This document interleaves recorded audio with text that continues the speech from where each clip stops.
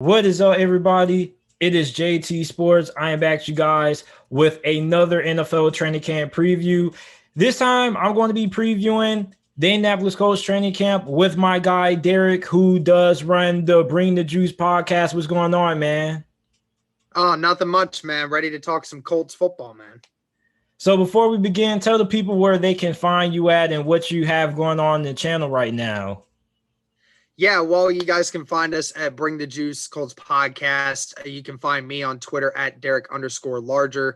Right now, it's kind of rough talking about anything right now. I mean, that's basically what the channel's doing right now. Not much to really talk about before training camp gets here, but yeah, I mean, pretty much just breaking down each of the position groups right now on the channel. We're getting ready for the season, just got season tickets for that this year. So, we're kind of organizing giveaways and stuff like that, organizing when to go to games and whatnot. So, it's just a lot of just making stuff up as we go along. But hopefully once training camp gets here, it'll be better. All right, so when you look at the Indianapolis Colts, first thing first, Carson Wentz. Let's just knock this out of the way. So how has Carson Wentz done so far this offseason, and how do you feel he's going to do this season, especially in training camp with learning, the new system and whatnot, even though him and Frank Reich do have some familiarity with each other from their time with Philadelphia? Yeah, I mean, you said it right there. I mean, Frank Reich knows Carson Wentz's tendencies very well, so I think that these two will mesh very well together, at least from what we're expecting. And all the guys in the locker room so far have been raving about him. All the reports that we heard from Philadelphia media saying he's not a great teammate and he's not a winner, he's not a leader, all this stuff. I mean, that's not been said. The complete opposite has been said amongst all of the Colts players, even the guys on the defensive side. Kenny Moore has been talking about how much Carson Wentz really has adapted so far with how that's been going. And he's even been going to the rookie mini camp practices, getting more work in with some of the guys. He really seems to have found a new passion basically here in Indianapolis so far. It feels really at home. The guys are raving about him. They love his work ethic and his leadership. So, I mean, I'm really hoping that's going to continue as the season goes along. And, I mean, this whole Colts season is really going to be based on Carson Wentz. Do we get the Carson Wentz of 2020 or do we get the Carson Wentz of the previous years before that? I mean, basically, this team is set up for success for him to have a good year. And I'm really looking forward to seeing what he can do. Yeah, man. I think Carson Wentz definitely still has the talent to be one of the better quarterbacks in the NFL. I had him rated as the top 10 QB around this time heading in, but a lot of things didn't really go his way, and Philadelphia's media can be really harsh, as we're seeing right now with Ben Simmons right now. So for Indianapolis, the offensive line has kind of been a little bit of a talking point, which is kind of unusual because Indianapolis has had one of the best offensive lines over the last couple of seasons. So how's that looking going into training camp? And are there any position battles that are noteworthy to be talking about or what? Well, I mean, the offensive line, for the most part is pretty much the same as we're all expecting. But, Anthony Costanzo, the left tackle of the Indianapolis Colts for the last 10 years, retired this offseason along with Phillip Rivers. So, the Colts had to come into this offseason knowing they need a left tackle of some kind, and they've addressed that situation heavily. They brought in 3 different offensive linemen or left tackles basically to address that specific need. They brought in Sam Tevi of the Chargers, Julian Davenport of the Miami Dolphins, and then the biggest one, which everyone's talked about, is Eric Fisher, the former Kansas City Chief and number 1 pick from 2011, if I'm not mistaken. So, it's definitely interesting. Fisher's going into the year with a Achilles injury. They're fully expecting him to probably be back sometime early October is the optimistic viewpoint right here. So, Sam Tevi and Julian Davenport and a couple of these other boys, they're going to have to really duke it out for that left tackle spot because, Fisher's not going to be ready for the start of the season it's Fisher's spot once he gets back, but until that time, probably for the first month of football, we're going to see a left tackle who, at times has been talked about as being a liability. So it'll be interesting to see who wins that spot out. Yeah, man. So for the Colts, wide receiver has probably been the most talked about, the biggest issue. Now, I don't think the Colts don't have talent there. I mean, yeah, you don't have, as much talent as you would like when you have Patrick Mahomes and Baker Mayfield throwing Odell and Jarvis Landry this season. But I definitely think you have something in Michael Pittman. Obviously, we know T.Y. Hilton had a down year until he woke up out of nowhere, like near the end. But Paris Campbell, man, was a guy who I had high expectations for, had his season cut short. And I definitely think that he has the most to prove going into training camp. Don't you feel that way too? Yeah, absolutely. I mean, Colts Nation will tell you how they feel about Paris Campbell. I'm much different in my opinion on Paris Campbell than a lot of the rest of Colts Nation. I mean, they've been saying, this guy's a bust. He's had terrible injury luck these last 2 years. I mean, I understand the first year was kind of his fault. He didn't have his body completely ready to go. And then this last year he was ready to go and then just got his knee blown out. It's unfortunate, but I mean, this wide receiver group, I think is actually a lot better than a lot of people give it credit for. Yes, T.Y. Hilton's the veteran. He's a little older. He's not the T.Y. Hilton we're all used to seeing, but he is still a guy that can go and get you 800, 900 yards receiving any given season if he wants to right now. And then Michael Pittman, a second-year guy, he had some injury problems this last year, but once he got back, really started lighting it up.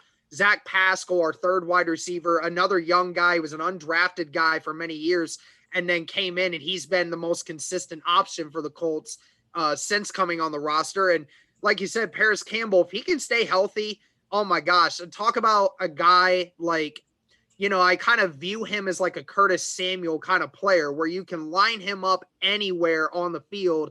And if you just get the ball in his hands, those feet can do a lot of damage to a lot of teams. So, there's a couple of decent players on here with good skill sets and good youth. It's just all about if the Colts can put it all together. Tight end. Now, the Colts have been heavily linked to the Zach Ertz trade rumors, along with your division rival, the Jacksonville Jaguars. Then you have Buffalo. So with him being linked there, is it because they really want him there because he has good chemistry with Carson Wentz, or is tight end like really a glaring weakness? I wouldn't necessarily say it's a weakness. I think it had more to do with the fact that, Carson Wentz was linked to the Colts at first, and then everyone was like, oh, well, if Zach Ertz is on his way out, might as well just bring him into Indianapolis because one of our tight ends, Trey Burton, who was on the roster last year, he was presumably on the way out, which he already is. So we were saying, you need that third tight end spot. But the Colts drafted a guy in Kylan Granson from SMU. They now have their three tight ends that they feel that they have.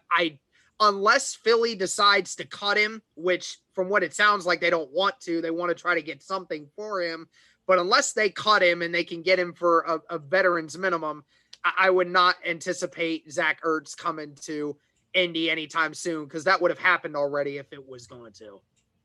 Now, the defense was really good under your defensive coordinator. He is a guy who has been heavily linked to head coaching jobs, especially this offseason. Next offseason, I think we probably could see that ramp up a little bit more, but there's some concerns there. You don't bring back Justin Houston, who had a really good year, which was surprising because he's really up there in age. So where's the pass rush coming from this season? Well, you talk first about the guy that we drafted this year with the 21st pick, and that was Kwity Paye, the defensive end from Michigan, a very raw talent with a great amount of speed and just unlimited potential that's yet to be tapped into. So, that's going to be defensive end number one, primarily from what it sounds like. And then the Colts pulled off a shocker in the second round. It certainly shocked.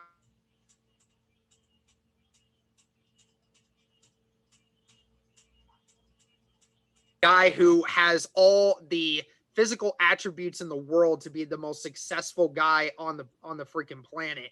I mean, this guy has a This guy has an arm span longer than LeBron James. I mean, he has a 3-inch arm span longer than LeBron James. He's got long arms, a relentless motor. This is a guy that's coming off of an Achilles injury. So, another Achilles problem that the Colts are probably going to have to wait till later in the season to see him finally play. So he won't be an option for at least the first half of the season. But then you have guys like, Ben Banigou, who you drafted a few years ago that you're hoping will start to shine. Kamoko Toure, who you drafted a few years ago that, showed some glimpses in 2019 before he had a injury in his ankle that was bothering him all of last year. And then Tyquan Lewis, who you drafted in the same draft, he really stepped it up. There's a lot of depth at this position now, and the Colts re-signed Al-Qadim Muhammad as well. A lot of depth at that position, but not a lot of guys who, are marquee number one defensive ends. They're basically just role guys. So, the Colts are really desperately trying to get that defensive end who can set the edge really well. But, a lot of it's also coming from the middle. You got DeForest Buckner, who led the team in sacks last year. He definitely can get some pressure up the middle, which is what the Colts wanted. Don't be missing out on him. I think he's going to take it up another notch this year. I also seen some Colts have a lot of issues with how linebacker is looking, aside from Darius Leonard, which we know he's one of the best, if not the best linebacker in the game right now. So other than him, how's linebacker you looking going into training camp? Like, how big of a concern is it 1 through 5? And who are some guys who are going to have to step up this year? And what are some names in training camp that we can see duking it out to see who starts alongside of Leonard? Well, I mean, for me personally, I think it's a huge issue that we're going into this year. I mean, Anthony Walker, our middle linebacker, who is now with the Cleveland Browns, he was the leader in the middle. Even Darius Leonard mentioned Anthony Walker, the way he was, allowed me to play my game the way I wanted to. That says a lot about a guy when Darius Leonard is telling people that you are the reason why he gets to play the way he does. Now Darius Leonard has to fill that role. He has to be the leader, the guy that sees everything in the middle and be able to communicate with the defense. And Bobby Okereke was the one who was taking the snaps from Anthony Walker this last year. Was drafted in 2019 in the 3rd round. He's been really good, but he still needs to take that next step. He kind of was lost at times last year with all the extra snaps he was getting. Outside of that, there really isn't a lot of experience on this linebacker group, which kind of concerns me, because if one of these guys goes down, that's very concerning, because you just lost your most veteran guy at linebacker. And you got Zaire Franklin, who was drafted a few years ago, has played a few snaps, but nothing significant. EJ Speed, who was originally a wide receiver at, I believe it was South Charleston State, if I'm not mistaken, some like Division III school. But the guy is big, he's massive, and he's fast. He literally lives up to his last name, Speed. The dude is very long, very fast, and again, no experience really playing at the NFL level at linebacker, but his physical attributes make you think that he could learn and be a force in there. I mean, there's a couple of other guys that play a lot of special teams at the linebacker spot, but there's really not much, and that's going to be a little bit concerning. But I would definitely say EJ Speed and Zaire Franklin are the two biggest names to look at linebacker who could be those next guys up. Now, when you look at cornerback, I mean, corner is really good. You got Rocky Sin there. You have Xavier Rose, who had a bounce back year. He definitely could have been in the conversation for comeback player of the year. You have this rookie. Is his name Will Blackman? Yeah, Julian Blackman. Yep. Yeah. Safety. Yeah, it was drafted last year. Yep. So funny, because this is when I realized, like, I didn't know the Colts had this many fans active on YouTube. So I was making, my predictions for defensive rookie of the year. somebody was like, bro, how do you not have Julian Blackmon in there? And I do remember his name being called a lot because he did make a lot of plays. Like, he was up there with Jeremy Chin. Like, him and Jeremy Chin were like probably the two best safeties. Well, not even probably, they were the two best rookie safeties last year. So how about losing Malik Hooker? So you end up letting him go. Like, who's going to end up replacing him? Even though I know you guys probably had a starter there because he's been, like fragile glass basically. Yeah, I mean, and I'll tell you what, I mean, Julian Blackmon, if Chase Young didn't go off the way he did at the end of that last year, racking up all those sacks at the end of the year and those forced fumbles, then Julian Blackmon probably would have won Defensive Rookie of the Year because, there were 4 different games where he forced a turnover that won us the game. So, I mean, not only was he creating turnovers, but he was making crunch time turnovers, which is exactly what you want in a ball hawking safety. Malik Hooker, now that we have Julian Blackmon, he's basically taking his spot. He's been the guy now. And Kahari Willis, our strong safety, has really been improving. We have a lot of young, talented guys here who I don't really feel is going to have an issue replacing Malik Hooker. I mean, I love Malik Hooker because I'm an Ohio State guy. I love my Buckeyes, but ever since he's been in the NFL, he has just had a very difficult time staying healthy. And, the best ability is reliability. And if you can't be reliable, then, you're not going to stick around in the NFL for very long. So, they tried to bring him back, but, he feels that he has a chance to get a better spot somewhere else. And that makes sense. But Julian Blackmon and Corey Willis are fine there in the backfield. They're doing really well. And, Xavier Rhodes, like you mentioned, Xavier Rhodes had a phenomenal year. I remember Vikings fans coming into my comment section saying all the time how y'all are expecting way too much out of Xavier Rhodes. Sure enough, he was a top 10 corner last year regarding when it comes to PFF. So, he did really well. And, we have Kenny Moore, who is the best slot corner in football, and by most people's standards. And then, you talk about Rocky Sin, who was the weakest link on that right side earlier in the year. He's going to have to step it up. And, that third corner spot is going to be, that's going to be the biggest question, because there's a couple young guys and veterans who could take that spot, but they're not a huge jump and leap over Rocky Sin. So, I mean, that third corner spot's going to be an issue, but outside of that, the rest of the secondary, I feel really good about. Before we let you go, man, you guys make sure to check out Bring the Juice podcast. It will be down in the comment section, in the pinned comment section. I already said that again, but you guys get the gist. Make sure to go ahead, subscribe to them, check them out. Lastly, what are the 5 players that you're going to be watching overall heading into training camp and preseason? Well, Carson Wentz, the big one, right? Every Colts fan is going to be watching it. You got to make sure that you're keeping an eye on that. I'm going to be looking at Paris Campbell. I really want to see what he can do this year. And another one that's going to be interesting that a lot of people are wondering is Jonathan Taylor. I'm interested to see what he does in this training camp because, he didn't have an off season last year, really that much of an off season. I want to see what he does with this training camp going forward, having more access to that. And then when you're looking on the defensive side, I want to see more from Bobby Okereke. I really need to see more from him.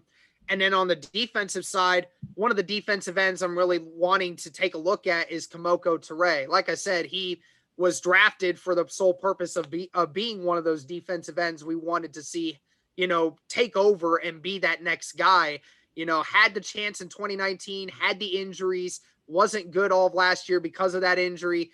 I want to see him fully healthy coming into this training camp and having a chance to take that spot while Dio Adengbo is out with an injury. Yeah, and I almost forgot, man, to talk about running back because you guys are loaded at running back. So you have JT there. You have Marlon Mack, who missed pretty much the whole entire year due to a season-ending injury. You have out of NC State, Nyheim Hines. Yeah, you have Nyheim Hines. Like, you guys are absolutely stacked. So, I mean, like, there has to be an odd man out because, like, it's a lot of talent there. Believe it or not, there really isn't. I mean, I think honestly, when you look at it, Marlon Mack may be the odd man out at times, but JT's going to get the majority of the runs because we saw what he did in the last half of the year. I mean, outside of Derrick Henry, I think Jonathan Taylor was the best running back in the NFL for the last 6 weeks of the season. And then, Marlon Mack coming back, who, the season prior was 1,000-yard rusher. He definitely can do it. He knows how to run. And Nyheim Hines, who's a very underrated runner when he gets the snaps that he does. And he's more of the out of the pocket guy. He's the guy that, can also at times move out to wide receiver. He's that shifty and he's that good at routes that he's a running back that not only can catch passes out of the backfield, but he can line up in the slot and actually catch some routes. It throws a lot of people off when they have to guard him. So, like you said, this running back room is completely stacked. And ironically enough, we have a fourth running back that nobody talks about. That's Jordan Wilkins, who in 2019, for the majority of the year, was leading the NFL in yards per carry. So, this whole group is just filled with guys that can be on an NFL roster almost anywhere. So, it's going to be interesting to see how they split the carries up. But I love it because, you got 3 running backs who can all carry the rock. I mean, that's going to keep that group very healthy going into the end of the year. All right, everybody. This is Derek from Bring the Juice podcast. One more time before we let you go, let the people know where they can find you at and what you have planned coming on the channel. Oh, man. So you guys can find us at Bring the Juice Colts podcast on YouTube. You can find me on Twitter at Derek_larger. We're going to be covering a training camp. We're going to be breaking down each of the position groups going into training camp. And then obviously we'll have some live streams going on this year for the games when we are on the road. So make sure you all go check those out if you're wanting to just watch somebody do some color commentary on games. But that's about it, man. Thank you so much for having me on. I appreciate you for coming on, man. And you guys make sure that you guys like the video and subscribe to not only my channel, but also the Bring the Juice podcast, which will be down in the pinned comment section and description down below.